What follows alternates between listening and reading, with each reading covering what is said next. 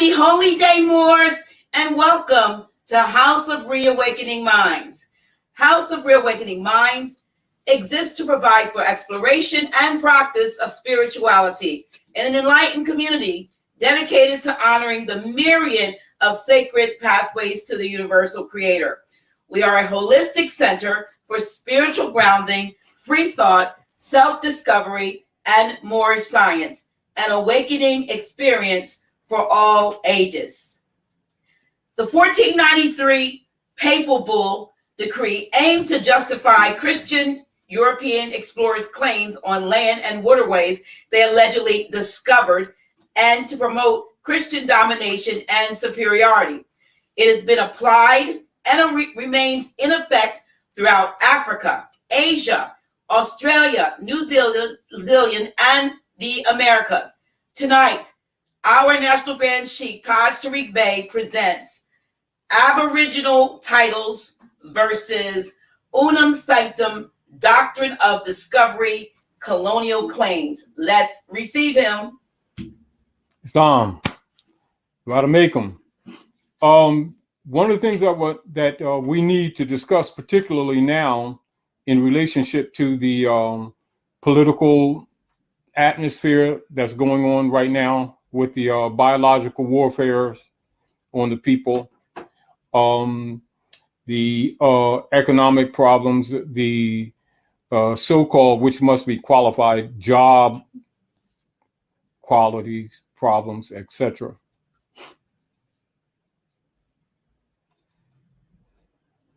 I just have your wrong name up there. It says it's me. Go ahead.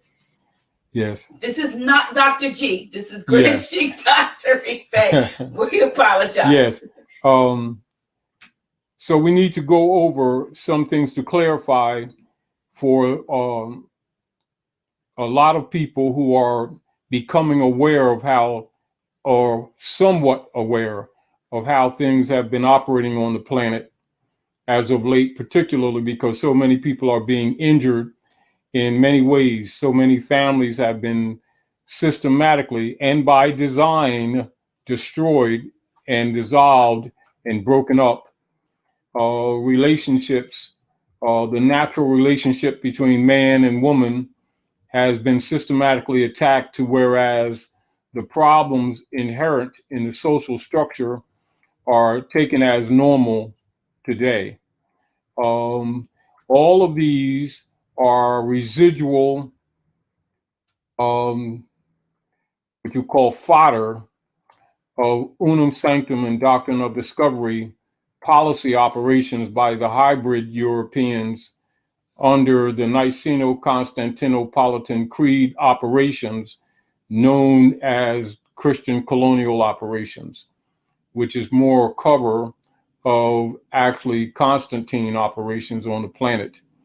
So we want to bring some things to your attention and trust that you start paying attention to certain things in your life, and also to try to get our people back into the ancient Asiatic African traditions of literature, philology, and reading in general, grammatication, etc. in general, which has been known to be solidly a part of Asiatic African culture, but has been pretty much lost in the Western Hemisphere due to colonial operations.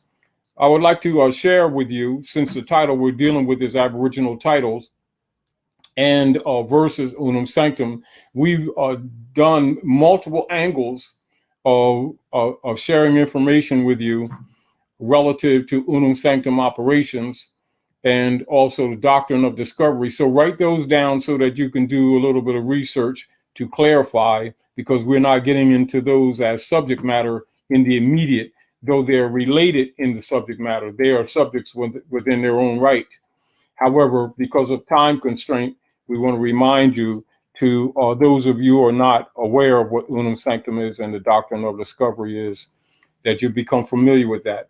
Because the operations of Unam Sanctum and Doctrine of Discovery, the effects that it's had on Aboriginal and indigenous people has been falsely classified under what they have, the social engineers have been calling racism and prejudice.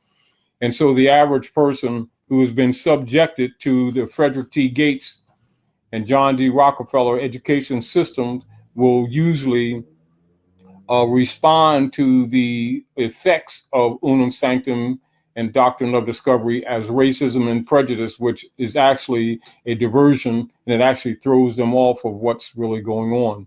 And of course, after generations of this practice, the younger generations have no true reference points by which they can address these problems that they're suffering from, and therefore are sort of like disarmed intellectually and in jurisprudence to protect themselves and their families, etc.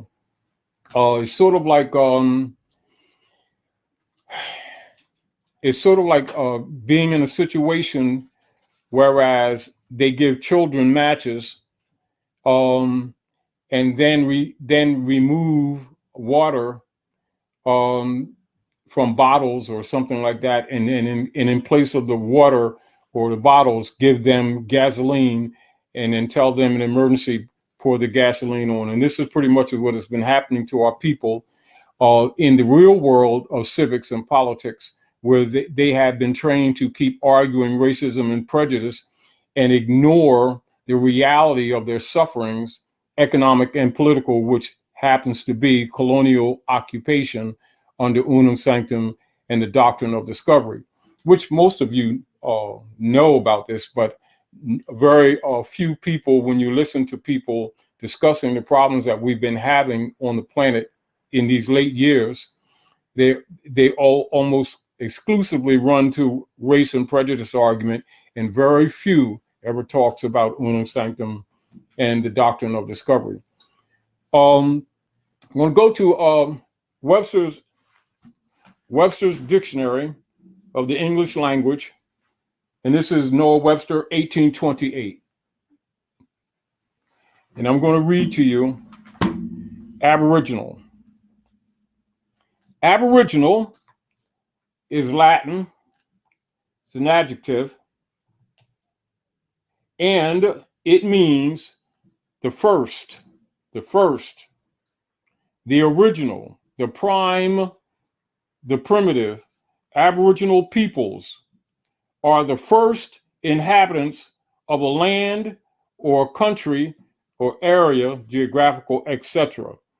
And in relationship to America, you would be talking about the Aboriginal tribes or peoples of America.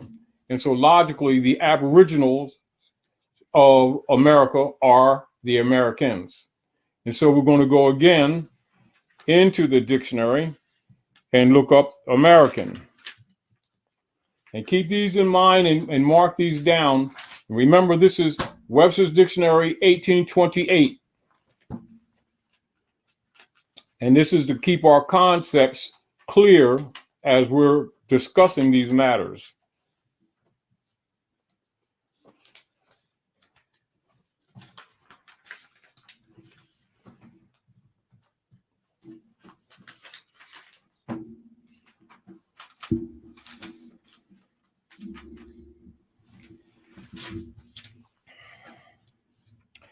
America and American. American, now you know that the hybrid Europeans have been going around the world in these late years claiming to be Americans. And when they write the history books for activities that has taken place on the land in the North, they refer to themselves as Americans. As an example, they will write a lot of their escapades as in this manner to throw people off. The Mexican-American War, as an example, that implies that Mexicans are not Americans. See the trap? And then the hybrid Europeans claims to be the Americans, and so it implies that they are Americans or they have a sovereign claim on the land. And people who don't pay attention to what you call connotative linguistics don't recognize that the foundation of a lot of claims are indeed upon examinations, lies, falsehoods, misrepresentations. However, as people are being trained or so-called educated within these venues, they themselves pick up this connotative linguistics and they promote it thereafter to themselves and to their children in the name of knowledge, in the name of history, in the name of law, etc., and in effect actually abandon their rights of claim by virtually taking on the connotative linguistics, whereas they claim things to be what they are not. And upon this ignorance, or what you would call abandonment of truth or misinformation, the hybrid Europeans take the claim of Americans and then claim the sovereign right, divine right of the people and the land. And this is one of your systematic psychological warfare activities instituted under hybrid European colonial operations of Unam Sanctum.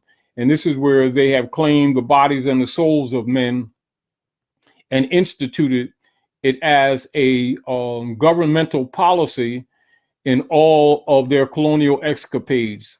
So anywhere where the hybrid European goes around the world, the first thing they do, one of the first things they do, is attack anywhere or any places or any established institutions, whereas such as museums or anything that you may look in that type of order, or any of your traditional buildings, steal the artifacts, destroy what they cannot steal, and reconstruct the history.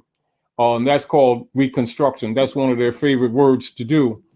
On top of that, change the name of and the appellations of the natural people, and change the names of the geographical aggregate land areas, and then false claim of copyright of the name, claim the land that is named by them that actually belongs to Aboriginal people.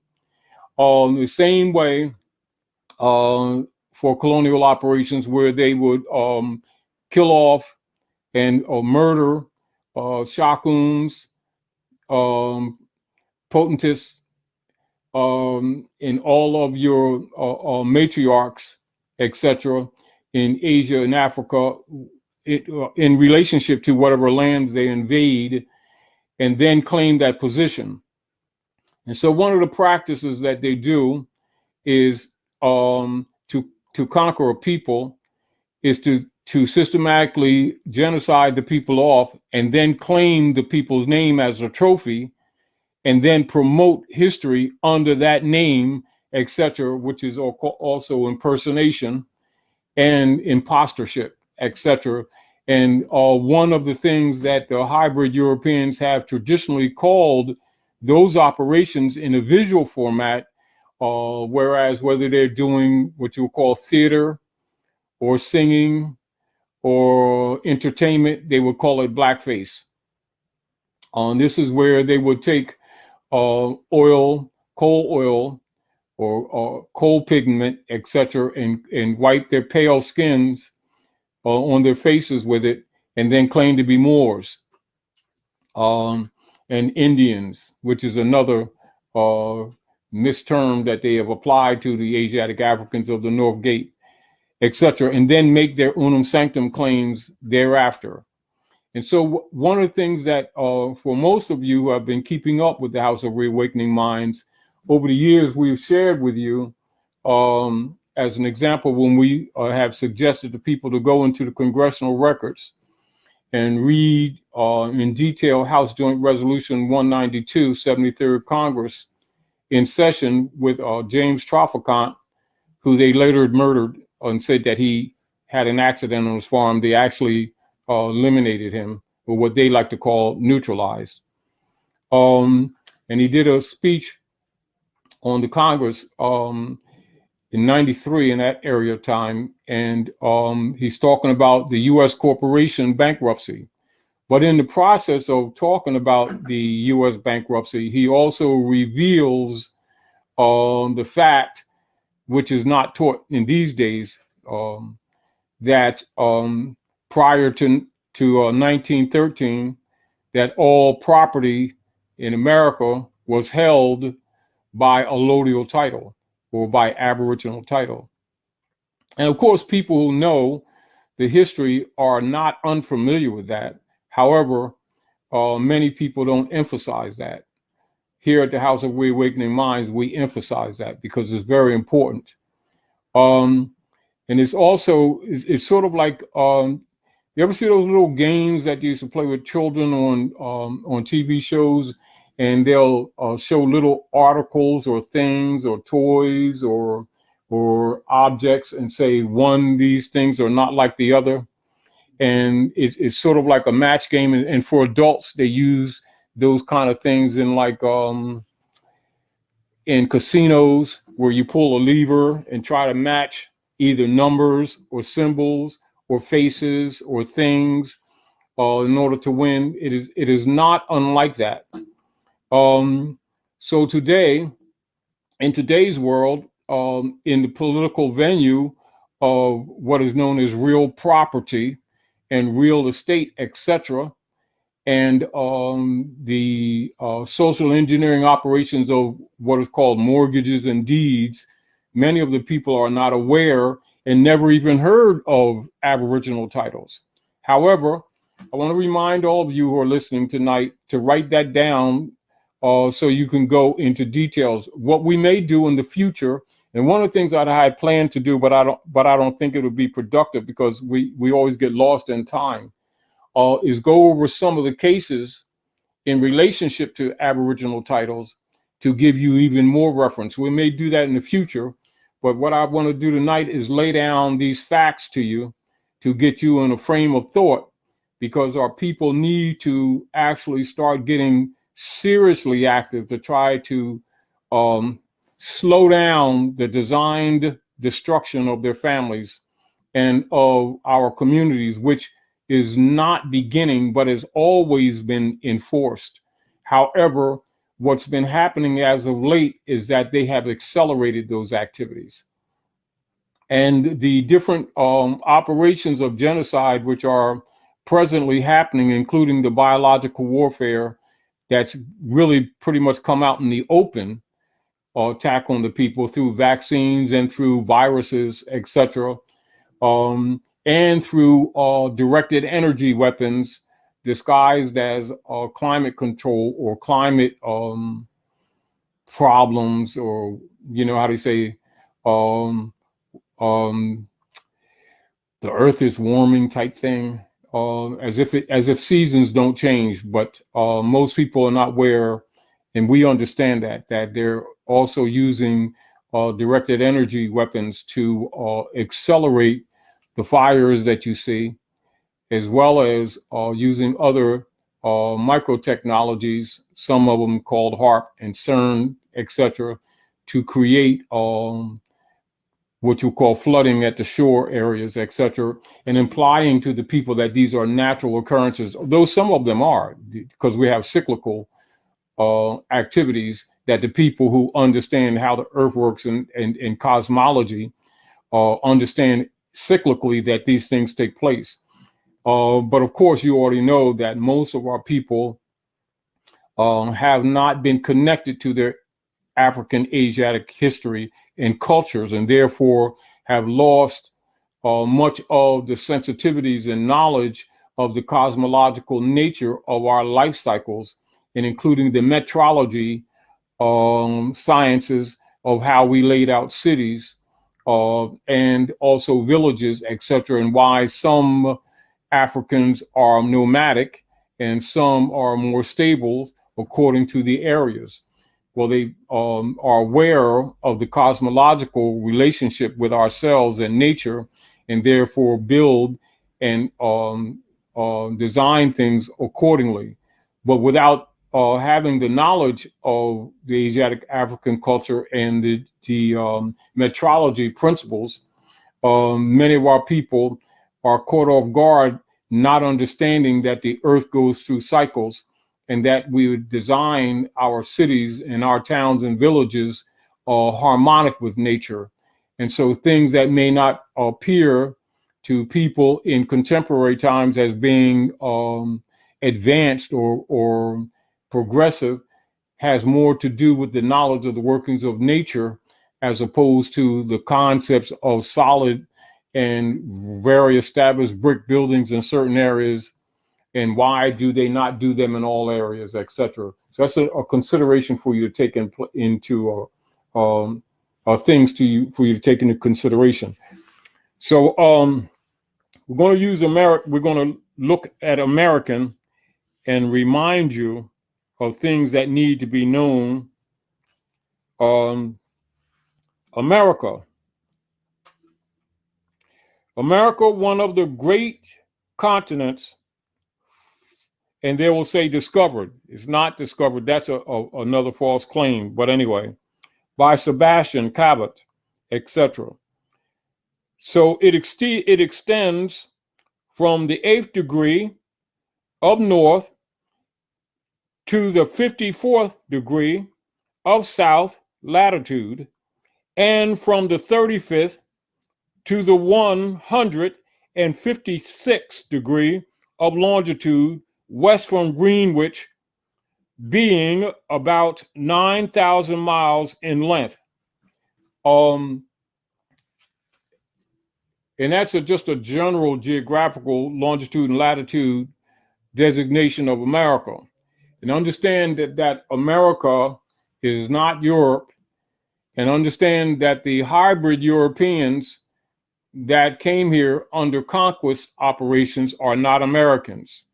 One of the mistakes that our people keep making is calling them Americans because they have rewritten or reconstructed history and documents and claiming to be Americans, but our people need to know the motive is so they could claim your land. And many of our people, it never dawns on them that those are Unam Sanctum colonial operations. They are not true realities. They're not true principles of consanguinity. These are not based in blood and pedigree. They're based in conquest. And so you have fake Americans, which would be the corporate United States of America Corporation, registered, a trading company registered in Austria, with its members claiming to be Americans through their corporate activities. And then you have the Aboriginal Al-Moroccans, or descendants of Moroccans, which are called Americans, and in short referred to as Moors, and sometimes tagged as Indians, etc. And so you have Americans, and then you have imposters. So the Americans, so we can get this very clear right up front. American is a native of America. The originals, this is Aboriginal, and originally applied to the Aboriginals or copper complexioned natural peoples of the land. And then later, the hybrid Europeans, under what they call jus soli, which is a legal term meaning that under jurisprudence or under naturalization, and many of them have never been naturalized, call themselves Americans, and then they added that falsely to the definition American, and they have been promoting it for since the 1800s. And this is how it has gotten into the psyche of the people that the hybrid Europeans are Americans, when in fact they're not, never were, and are not. But this is from a political and a conquest position. This is necessary for them to have a foundation upon which they reconstruct history and upon which they make claims on the land and the resources of the Americans by claiming to be Americans, then systematically genociding out the true Americans or Aboriginals. We want to talk about that. And I think it would be helpful also for people to know these facts. And Dr. Naila, for the people who want this in the future, for the cost of mailing and the printing, you can send this to them. All right, you've had this before. I'm going to read it out. Okay. All right. Now, this is a general public notice, and this is for Aboriginal people particularly because they've been under the control the Gates Foundation and the Rockefeller Foundation, who has been controlling the medias and the education systems. All natural people, and including the citizens, should be aware of these facts and know that the following are laws and issues applicable at North America via the United States. The following information and facts should be read and analyzed with the knowledge and conditions that the reader is conscious of the lawful distinctions made between constitutionally sanctioned laws, constitutionally sanctioned departments, constitutionally sanctioned offices, and or constitutionally sanctioned entities or activities de jure, and those laws or policies which have been or are constructed under a color of law or under a color of authority, being unlawful, i.e. de facto, or unconstitutional in character, unconstitutional in law, unconstitutional in history, unconstitutional in political forum and social concepts. Corrections are always in order. And we have a list of fundamental facts that must be in your mind. This would also give you support in your cognate arguments in relationship to Aboriginal titles, also, which we're talking about here tonight. And we're going to list 33 of them. And so, because much of this, some of you will not retain just in the conversation, go over this tape, go over this video later in your spare time. You can write these things down. And in the near future, we'll see that this information is available to anyone who wants to mail to the House of Reawakening Minds and receive this information. It's not new information. It's just that a lot of people are not aware of these things, which is also why sometimes when we share information, people who are not aware of facts can be influenced by trolls and other people who have been beneficiaries of your ignorance and have been taking advantage of you and don't want you to have this information. And this is, again, why a lot of times when we share information with people, paid trolls will do as much as they can to distract the people or to try to discourage them from paying attention to this information. But with this information, we will give you reference points also so you can recognize that these things are established facts. Number one, the IRS, which you know as the Internal Revenue Service, is not a constitutionally sanctioned United States Republic government agency. The IRS is an agency of the International Monetary Fund, known as the IMF. For your reference, you can see diversified metal products versus IRS at CY 83 405E EJE United States. And this would be in law. This would be Public Law 94 564. There's a little bit more, and it's also in the Senate's records, etc. And that's the reorganization plan that was set forth, number 26, Public Law 102 391. And this is in reference to that, because many people right now, particularly since they've been alleged to be in this so-called big debt, etc., are being attacked by agents of the IRS to steal the rest of their estates. And they have no idea that this organization is actually International Monetary Fund and was actually hired by the persons that you thought was congressmen and senators to rob you and to share some of the spoils with them. But it's hidden in what you call slush funds and offshore accounts and so-called aid to foreign countries. That's how they disguise what they've been stealing from the people. This includes why a lot of your economic problems exist today for that purpose.